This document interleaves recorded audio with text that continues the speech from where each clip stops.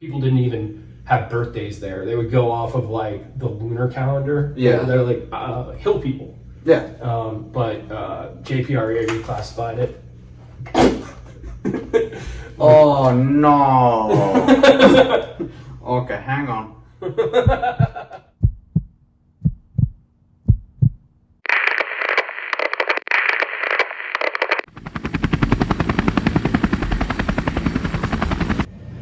Hey guys, welcome back to Tactically Misguided. You know me, I'm Pat. For today's episode, I got my guest here, Hunter. I'm gonna have him introduce himself real quick. He's got quite the rap sheet from when he was in. Still in? Are you still in? In the Army now.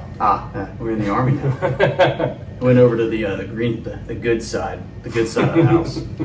All right, so I'll have you go ahead and introduce yourself. Hey guys, my name's Hunter Lovertini. I was in the Marines for about 14 years. I started off as a pogue, 0861, forward observer. Personnel other than Gator. I wound up over at MARSOC at its infancy, basically out of MOS school. Mm-hmm. I tried out and then got to the Jtac platoon in 2006. At that point, like it was a ragtag unit for the support side. Yeah. Basically, it pulled some force reconnaissance companies in and made what were called special operation battalions. You have one on the East Coast, one on the West Coast, and then one at Lejeune proper. Yeah. And the one at Lejeune proper was MSOAG or MSOAG, and it was an advisory group. It was that way for a couple of years, and then they changed it to 3rd MSOB. Yeah. So I started off attaching to teams from the MSOAG, and we did a couple deployments. One was to the Southern Philippines, and then I learned how to fly some UAVs. I came back, I got attached to 2nd MSOB. At the time they were out at Courthouse Bay. They're still out there. Are they? Yeah. Cause Over by tracks. yeah, they were right across the road. Cause that always confused the fuck out of me. It was like, okay, which fucking MARSOC unit's fucking which? Cause like Yeah. I see these dudes like pissing me off every day, like going down the tank trail like, where we would load up to fucking go out to do like maintenance runs and like where we would stage at to go out and do like any fucking op we were doing. Like I'd be sitting out there busting fucking rust on a piece of shit vehicle that shouldn't fucking exist anymore. Yeah. And I look over and they're fucking speeding by on their buggies. Looks like they're having the time of their life. I'm like, I fucking hate this. I'm in the wrong profession. Anyways, That was second, and so I wound up over there in 2000. I had deployed with MSOAG in 2009, and I was an FO and a SWASman, I guess you could say, a UAV flyer guy. oh yeah. And so I wound up on the 2nd team for Hotel Company under a man named John Giffords, amazing human being. Unfortunately, he was killed in action a couple years later. But that was my first experience to combat. Wound up doing what was called a commando mission in Afghanistan, and it was a direct action mission. So it was basically about 20 Marines, and we would take out a battalion, they called it a Kandak, of commandos. And so you had this constant cycle of training, equipping, and then going out on missions with these guys. Yeah. And we wound up a little bit in SOTF East, and then we finished up in SOTF West. So it was kind of weird. We were over kind of outskirts of Logar, and then we took the 9th Kandak, that was the battalion. Most of those dudes are actually right now in Panjshir, the ones that got out. They're up there. Formed a resistance movement called I think it's the National Front or something like that. But Panjshir, Panjshir Valley. Where's that at? Oh, It's, it's Afghan? Yeah, it's northeast Afghanistan. You gotta remember, I didn't go to fucking combat. I spent 8 years fucking praying for it and wanting to go, and then all I got was Norway twice. Second time, I didn't even fucking make it to Norway. Our boat got so fucking wrecked that we had to turn tail and go back to Iceland, where my bank account hated me for another 2 fucking weeks while we sat there and did repairs. Well, I mean, I was in a similar boat for 3 years. I was doing a lot of training, Jtac, FO training, and how it worked is you had an air officer with 3 Jtacs, and each Jtac had a minion that was an FO, and you kind of ran the radio, ran the laser, helped them with TGO or terminal guidance operations, basically racking and stacking. When we wound up training for so long, from 2006 to 2010, and I had only done one deployment. Don't get me wrong, the Southern Philippines deployment, if you ever want to hear about the greatest special operations success story, look at the Southern Philippines. Look at from 1999, where Task Force Comet went in, all the way to the Battle of Marawi, where ISIS took over the fourth largest city in the Philippines. That was in 14.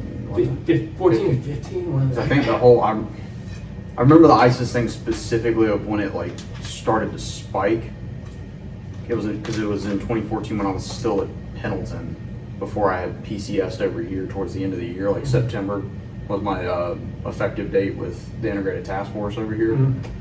So it was around that. I don't know if it was the Philippines that they took, but that's when they started coming up. Like that's when the whole fucking 2014, they basically bum rushed everything. They had built up a very vast network throughout Syria and Iraq, and they were expanding their walayats, which a walayat is basically a province, and it's under Sharia law. They have their own little governors, and it's their own little subgroup. But there were 8 or 9 things that they had to do basically to prep their environment for them to go ahead and declare a walayat, because ISIS wasn't in the business of franchising.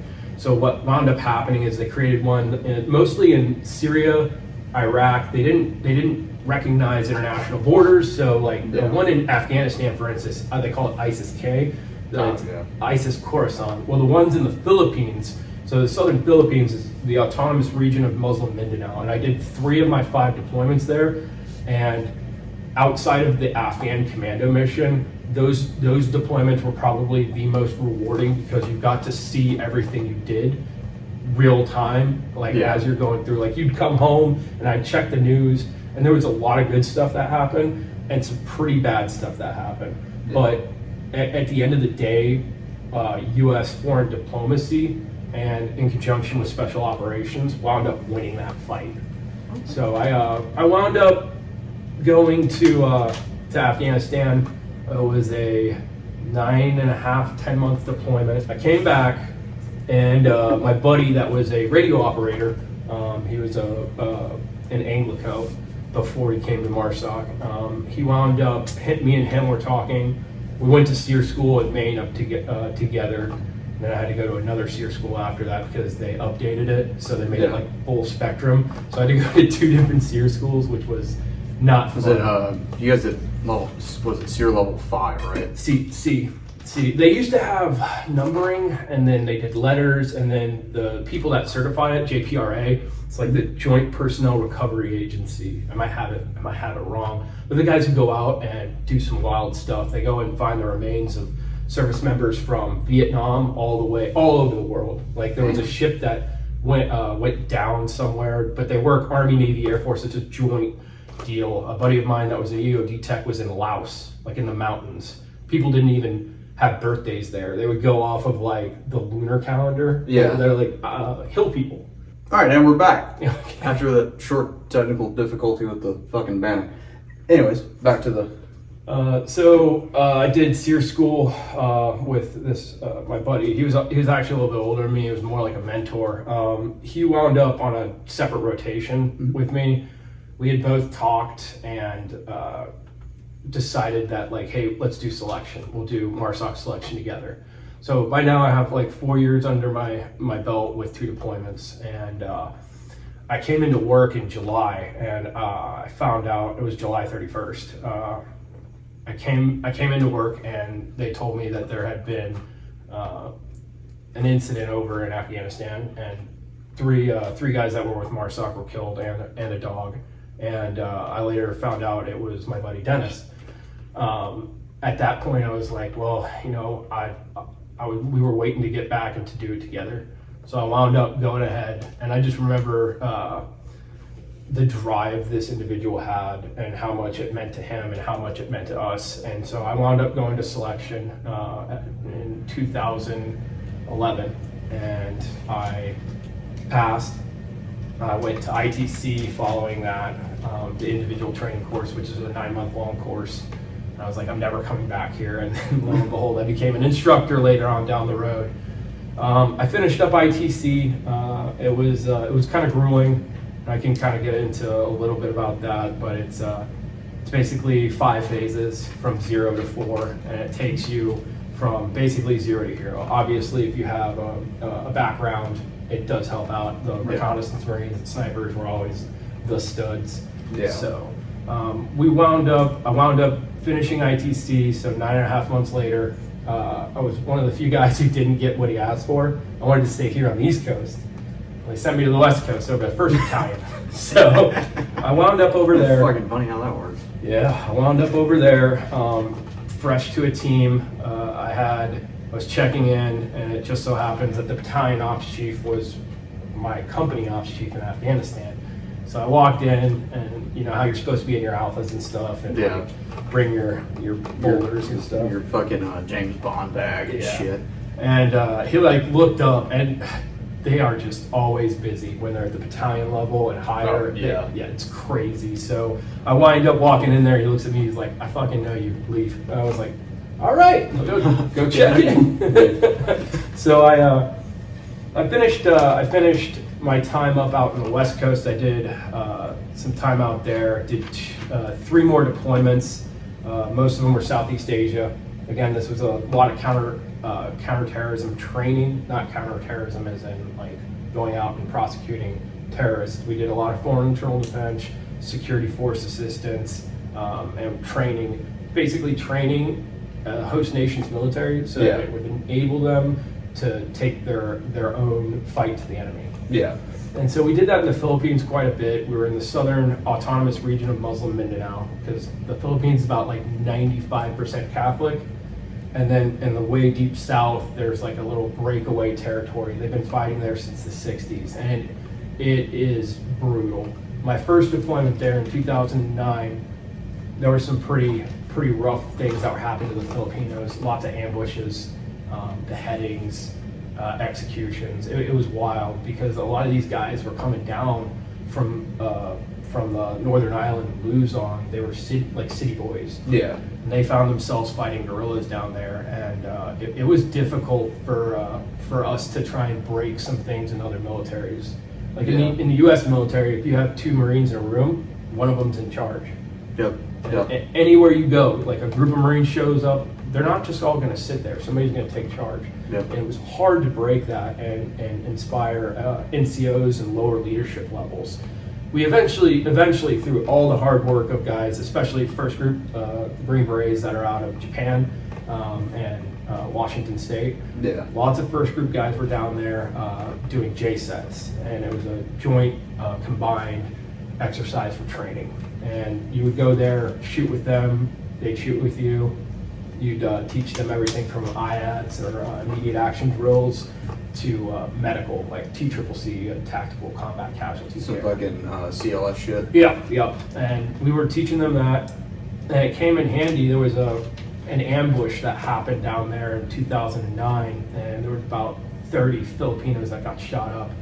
And our sister team went up there and did the triage for the casualties. Mm-hmm. When we came back, one of the guys who had been wounded walked up to like our corpsman and said, "Hey, your guys' training saved my life." And it's awesome to see that. But the southern Philippines was a total success story. I wound up, I'll go back to where I was at. I wound up in first Marine Special Operations Battalion, MSOB, and then they changed it to Marine Raider Battalion. I remember that. Yeah.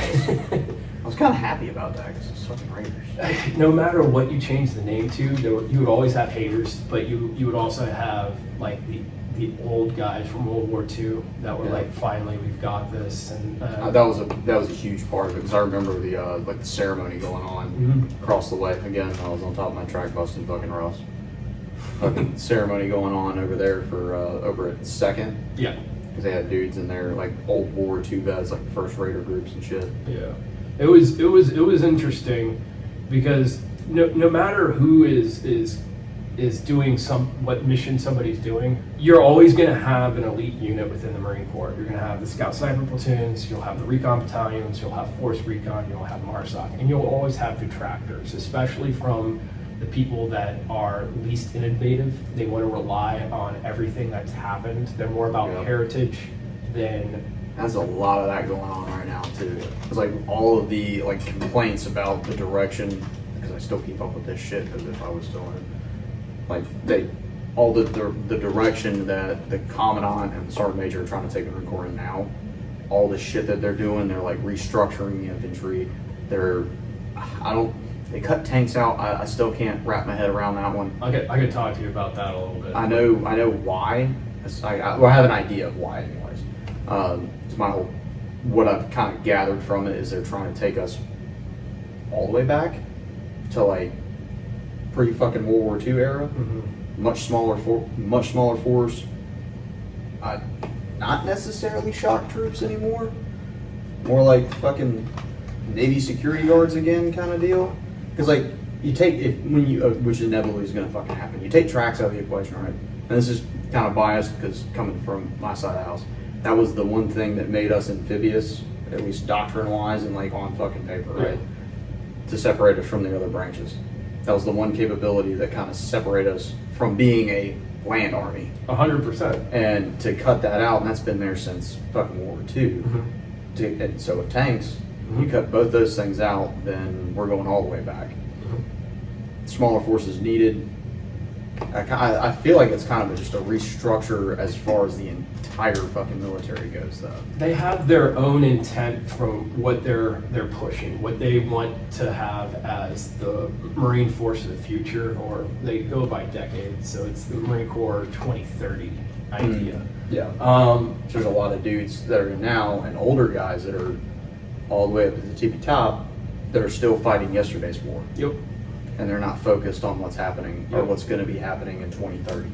Some of the good things, and like this may sting if you're in like combat arms, but the newest and latest and greatest that it's coming to the evolution of warfare as a whole is cyber. Yep. And unmanned capabilities. Yep.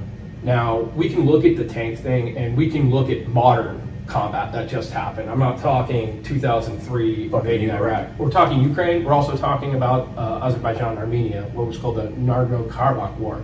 And there was some ingenuity that went into that. The Azerbaijanis wanted to probe the Armenian defenses. So they took these Antonov planes and they turned it like biplanes, like crop dusters. They turned them into UAVs and they flew them into the Armenian they threw it into the Armenian airspace, and were letting the S-200s, the systems that were picking them up on radar and shooting them down. Meanwhile, they had Bayraktar drones. They also had some Siget drones up there. Yeah. And they were basically figuring out by unmanned aerial vehicles probing where those defenses would be.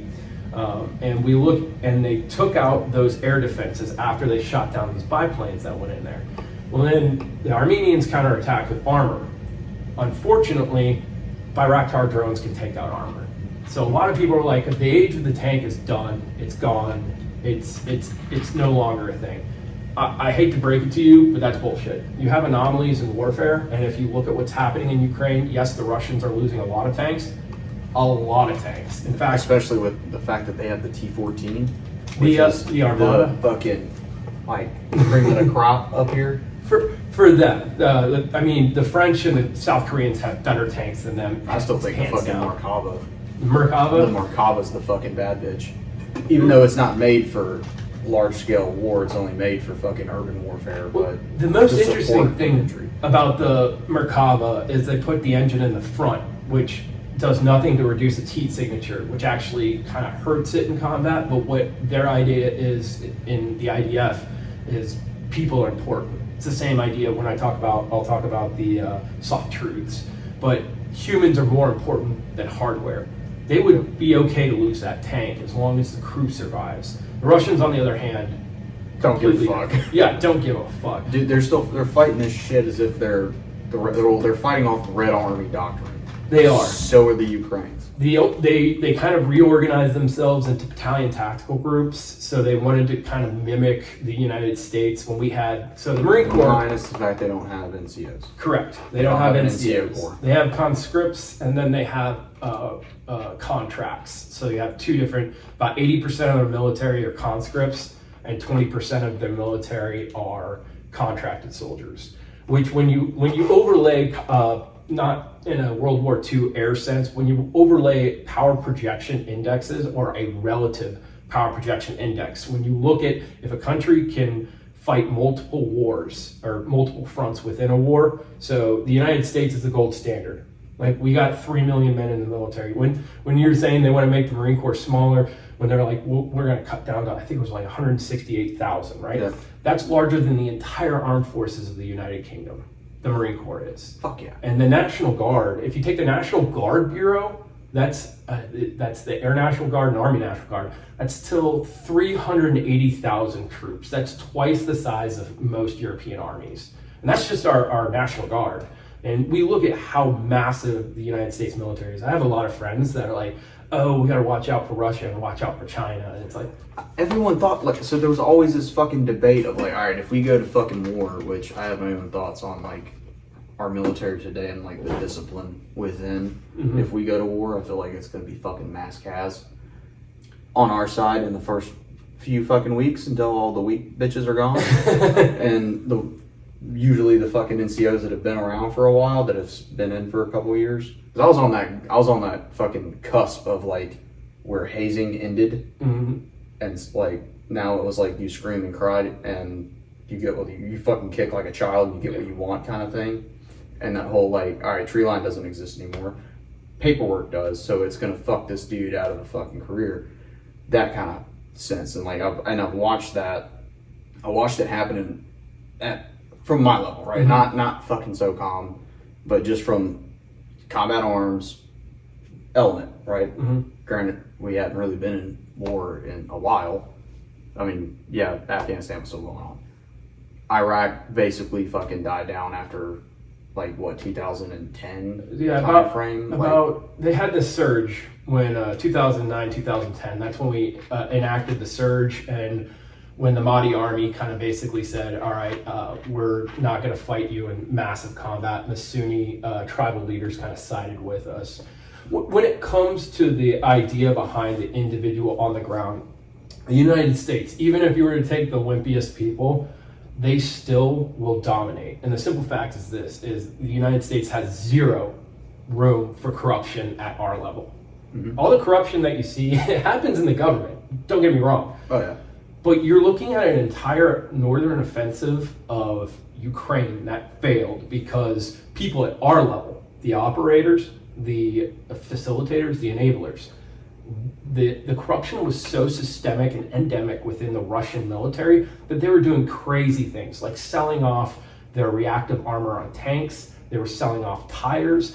Like it was so widespread that when these vehicles started moving into Ukraine, they were stalling. The shit was falling apart. They had sold their fuel, and that wasn't at the high end. The high end, yes, there's a dude on YouTube, and he was a gamer, and he did like gamer commentary. And when this thing came out, are you talking about Generation Tech? No, he's an Australian guy, Perrin, P-E-R-U-N, Perrin. But he does these slideshows, and they're about an hour to an hour and a half long, and he does one on the corruption within the Russian military, and he goes from soup to nuts. He goes from the big, we're talking strategic arms deals, the Ratnik program, all the way down to you and me that are the wrench turners and door kickers and stuff like that. And they talk about how the systemic corruption is what fucked them, on top of their tactics. And one of the things when it comes to like, do we want to be super hard on our guys or do we not? When you look at conscripted forces, they have to have that level of acceptable social violence within their structure. Like if you don't do what you're told, you get beaten or you get hazed. And I have always felt that the training that you undertake should already instill that in you. It shouldn't be necessary for something administratively. And a lot of people were like, well, back in my day, like one of my friends, his uncle was in Vietnam, and unfortunately my relatives that were in Vietnam aren't around anymore, but he was talking about how they got hazed and how they got the shit hazed out of them. And then I also talked to a guy that was in World War II, and his boot camp was 2 weeks long, and he learned how to... Time of warfare. Yeah. Like, you got, like, we need fucking bodies. And so learn how to shoot your gun. Exactly. So what wound up happening is you had all these guys that were showing up that didn't want to fight. About a third of our force, 30% of the U.S. military in Vietnam were conscripts. Of that 30%, less than that actually served in Vietnam. You just didn't have the support from the military that you do now, because we have 100% a 100% professional army. Nobody is here because they have to be. And we saw a smidge of that when they started doing stop loss in Iraq, where guys were like, I don't want to do this, this sucks. You backdoor drafted me. You got to pay attention to your contracts. When you sign a 4-year contract, you're actually giving 8 years of your life, because you wind up for 4 years in the inactive ready reserve. Yep. Just remember that. And if you're an officer, it's even worse. They can bring you back in like 20 years or something. Yep. Something crazy. It's like I've had to explain that so many fucking times, like how I had no time left, because I did two contracts a day, 8 years. I had a little bit of time left because when I re-enlisted early, not early, but early enough where I had like, I think I had a total of like 6-7 months on IRR when I got out after the second contract. And then I had like maybe, I think 3 months in depth, because they count depth time too. Oh yeah. I extended that by a year because I tried. The fucking prior service recruiter got me. Fuck you guys. Prior service recruiter got my ass. I was like, you're not getting me again. You're not getting me. I fucking know by now, like, what to expect coming out of your mouth. No, he fucking got me. Got me with a bonus. I showed up first drill. Yeah, that ended literally the month that you fucking like signed on to come do this shit.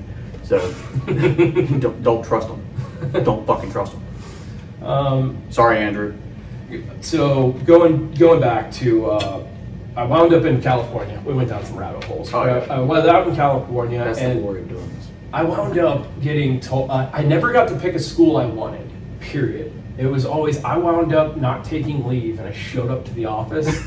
And we had an office for the company, but all the team guys would either like check in there, but you had to go work somewhere else. And over at first, they built everything except spaces for the team. They built like this amazing dog handler area. Engineers had their own place. Motor T had their own place. We were fucking homeless. It was hilarious. And you would deploy, so you would come back and think that's my company space. I'm Charlie Company. And you'd walk in and you'd have some guy from Delta Company be like, who the fuck are you? And it's like, where am I supposed to be right now? Everybody's on leave. Well, I'd show up, and like one of the worst, and it was good and it was bad. But one of the worst things that happened to me was when I showed up and they like look around and they're like, hey, we've got a slot to scout sniper in Hawaii. We're gonna go ahead and we're gonna send you there. And I was like, I don't know the first fucking thing about sniping. I grew up overseas. So I lived in Turkey and Germany, and guns are not a thing. When I came to the U.S. at 14, I had no fucking clue. The first time I fired... You came over at fucking 14? Yeah. I was born here, but I moved after like being maybe 6-7 months old. Military. Yeah. Military family, government family. So I had not fired a weapon until boot camp, and it blew my mind that they're just going to automatically just send me over there. So I show up to Hawaii Scout Sniper School. And all the guys that are there, if you don't know how the sniper platoons work in that there's only a few guys that are actually sniper qualified, and they're called hogs, hunters of gunmen, and then you have pigs, which are professionally instructed gunmen. And so most of the platoon is pigs. They're 03, 11s, 03, 31s, wherever they can try out for the sniper platoon. Yeah. But getting an actual seat to sniper school, they compete against each other. So all the guys that show up to sniper school, at least for this group in Hawaii, all of them were impressive. They were all, there was a handful of reconnaissance Marines. Most of them were from 3rd out in Okinawa, a couple from California. And me and another Marine Raider wound up out there. And they actually changed the Marine Special Operations to Marine Raider while we were there. So halfway through, like, my MOS changed, and like, nobody knew what it was at graduation when they were announcing who was who. Like when they said Marine Raider Battalion, everybody just kind of looked around and said, "Did you say Radio Battalion?" Like, how did you get here? Is it a fucking RO here? Well, show up and you guys exist? all these guys went to pre-sniper. They all had time behind long guns. Most of them had deployed to Iraq or Afghanistan as pigs. So like they've proven what they can do. And they said, hey, has anybody never shot a long gun? I'm the only dipshit that's like, yeah, It's me. this me right here. And it did kind of benefit me because like a lot of guys had some bad habits, whether it was stalking or shooting. It was the same fucking thing when you came in too and you hadn't shot. Mhm.